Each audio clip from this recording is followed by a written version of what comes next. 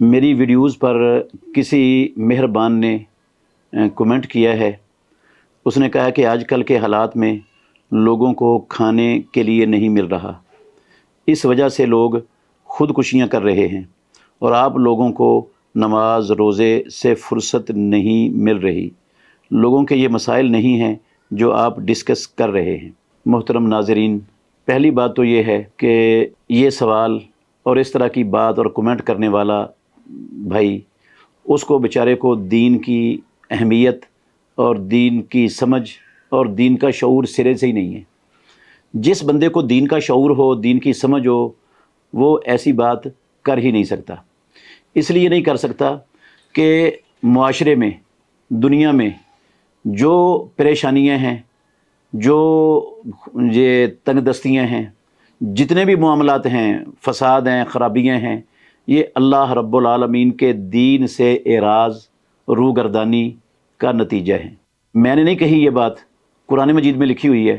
اللہ رب العالمین نے فرمایا فَإِمَّا يَأْتِيَنَّكُم مِّنِّي هُدًى، یقیناً تمہارے پاس میری طرف سے ایک ہدایت اور رہنمائی آئے گی۔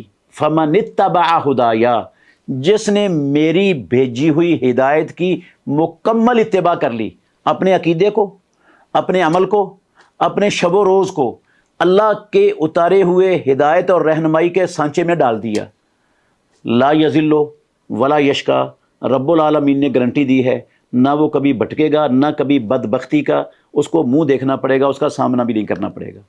اور ساتھ ہی فرمایا وَمَنْ أَعْرَضَ عَنْ ذِكْرِي فَإِنَّ لَهُ مَعِيشَةً ضَنْكًا، جس نے میرے ذکر سے منہ موڑا، اس کی میں معیشت، زندگی کی گزران تنگ کر دوں گا، اس کی زندگی کی گزران تنگ ہو جائے گی۔ سب کچھ ہونے کے باوجود اس کے مسائل، معاشی مسائل حل نہیں ہوں گے، وہ قرضوں سے جان نہیں چھوٹے گی، مہنگائی کی چکی سے نہیں نکلیں گے، بے روزگاری کی لعنت سے چھٹکارا نہیں پائیں گے۔ معیشت ضنکا، اس کی معیشت، زندگی کی گزران تنگ ہو جائے گی۔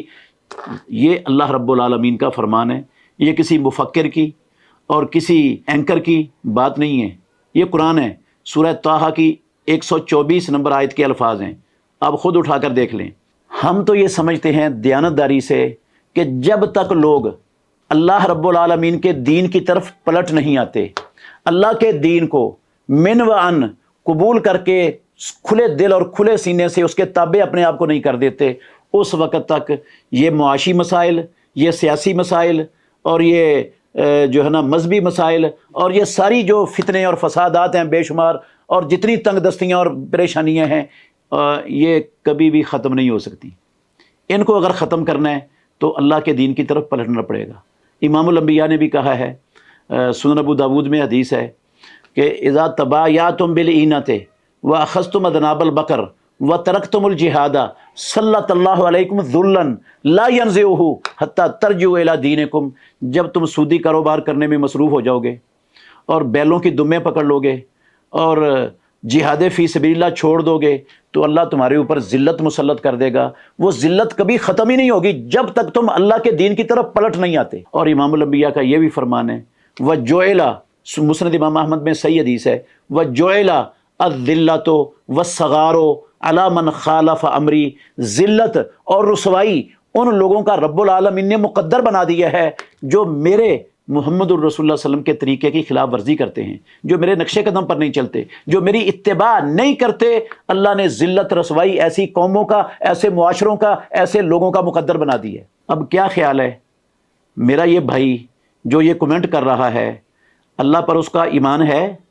محمد الرسول اللہ صلی اللہ علیہ وسلم پر اس کا ایمان ہے کہ اللہ اور اللہ کے رسول کی بات کو سچ سمجھتا ہے؟